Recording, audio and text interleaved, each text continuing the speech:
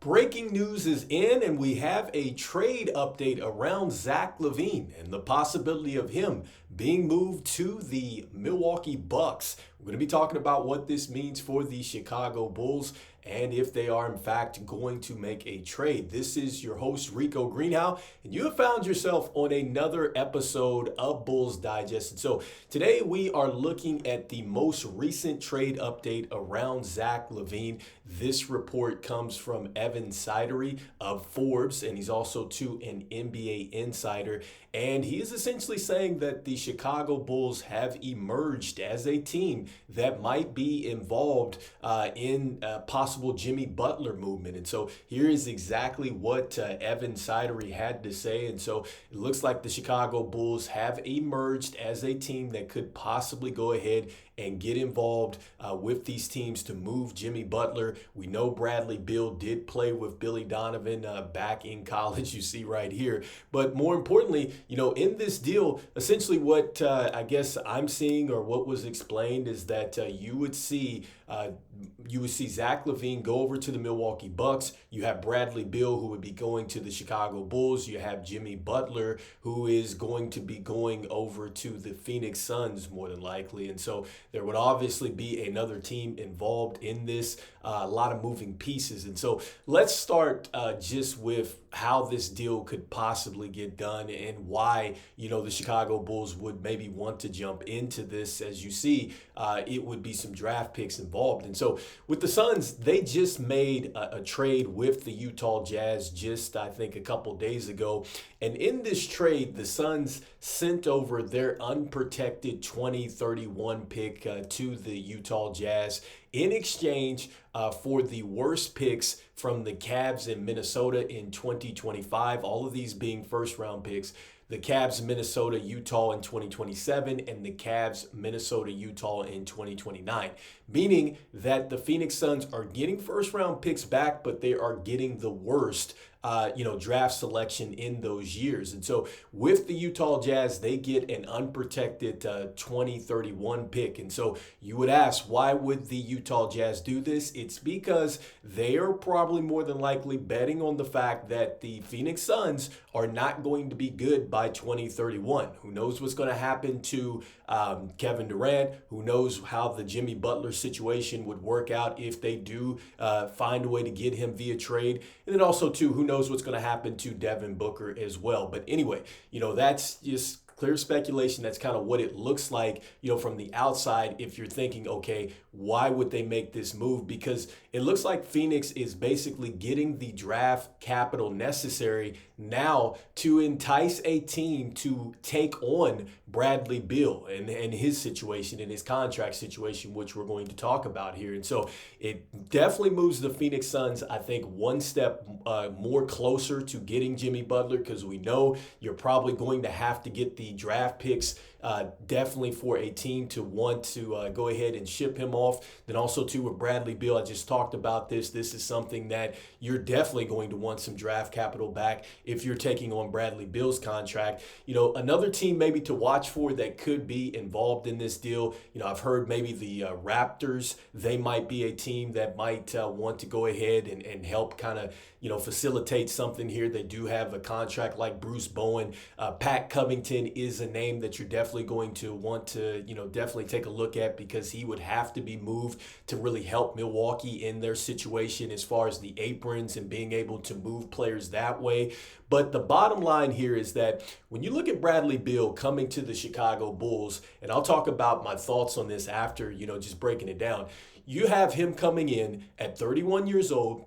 He has 3 years left on his deal. You're talking about $52.1 million, $53 million. Then he has a player option at $57 million. And oh, by the way, if you trade for him, his no trade clause does still exist. Meaning this, you trade for him, he has to okay a possible trade for him to be moved. He still has the no trade clause in that. So you have all that money coming back, and you also have the fact that he can go ahead and tell you, look, I don't want to go here, so no, I don't care how it looks for you. So that is something to really, take a look at as you move forward with this news. And so, when we look at this on the other side of this thing for Chicago, with Zach LaVine, you're looking at his contract and wondering what the numbers are.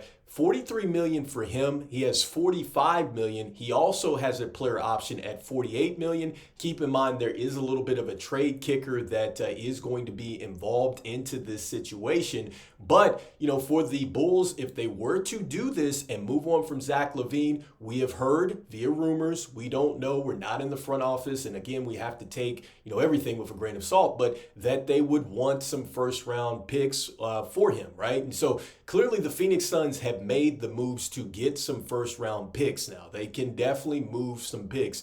And that maybe is something that would entice the Chicago Bulls here. And so with that being said, now this comes down to, do I think that this is a good deal, and should the Chicago Bulls do this? And so I would say absolutely not. When you're taking on Bradley Beal, you're first of all taking on more money, and you're also, guess what? You're giving him leverage. You're giving him control. The Chicago Bulls do not want to get in a situation where the player has all the control. I don't think that that is a great way to operate with this front office, having a player that has control here, because that means if you're trying to make some moves, ultimately he can get in the way of those moves. So you do not want that, and on top of that, I think the second point to note is that Zach LaVine has played extremely well. In fact, Zach LaVine at the point of this recording is shooting 51.4%, 45% from three, and 81.6%, I believe, from the free throw line. Folks, he has a chance to get into the 50, 40, 90 club if he brings his free throw percentage up. I believe Larry Bird has done this twice. I believe Steve Nash has done this 4 times.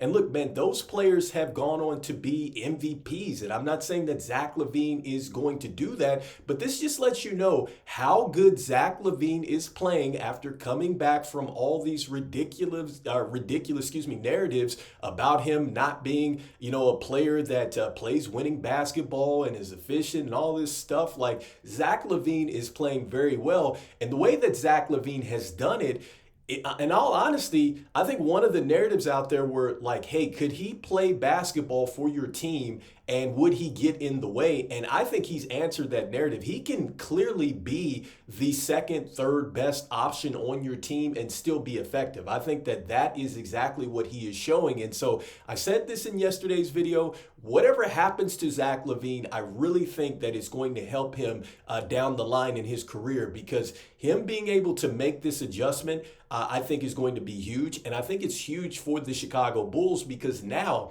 if they make other trades and you keep Zach LaVine doesn't get in the way. He doesn't stop your younger players from getting playing time. He's more than willing to go ahead out there and show them how to maybe win or lead the way. He doesn't have a problem with that. And he actually kind of fits your timeline, somewhat, because he's at 29 years old. So you still have a little bit of time with him. He is far more consistent than Bradley Beal. The injuries, if that is a concern, I would be heavily concerned with Bradley Beal coming over. And to be honest with you, this is not a deal that I think if you're expecting it for it to make the Chicago Bulls drastically better, it's not going to happen. Probably not going to get a deal that is going to do something that is drastically going to move this team in a direction where all of a sudden they're in the 4th, 5th, maybe 6th seed in the Eastern Conference. It's not happening. I think a trade at this point in time for the Chicago Bulls is all about direction. That is the most important thing, direction. Because remember, they have one foot in the youth movement. They have one foot in the old team, which is continued to run it back. And at some point, you have to start tearing things down so you can start to move forward with this team. And so that certainly means that you do get the draft capital. But you have to ask yourself this as a Chicago Bulls fan, and I'm not saying that they can't do it, but do we trust this front office to get these first round picks, have a player that has control and be able to construct, build this roster out properly, and move us forward. This would mean that you are literally focused, locked in when it comes to scouting. You're not going to bring back just multiple guards on this team where we already are guard heavy. You're going to start to really build this team out to where it makes sense. And you're also going to put it in a situation where these players are going to be able to play and develop. Like, do we trust the process with the Chicago Bulls and having a contract like this on the books? Because we've talked about this yesterday as well. Kobe White, Ayo, these players are coming up. I've said that they are building block pieces. These are players that you have found in the draft that have done well for you. I think it would be wise to really hold on to them at this point and build accordingly, but we'll see what happens. And so that's just initially my thoughts with this breaking news. You can let me know in the comments. Do you want to see a Bradley Beal trade? Do you feel like if Bradley Beal does come to the Chicago Bulls, this front office is clearly ready for this and they can handle what is going to come with that, along with the necessary pivot that I think that this team needs to make? So I'd love to hear your thoughts. And so I just want to thank everybody out there for liking, sharing, and subscribing to the channel. It means a lot to us here at Bulls Digest as we try to reach our goal of 5,000 subscribers by the end of the NBA season out there. I wanted to let you know about 66.3% of you that watch are not subscribed to the channel, so make sure that you go ahead and you slam dunk on that subscribe button like Modest Buzelis in the dunk contest coming up.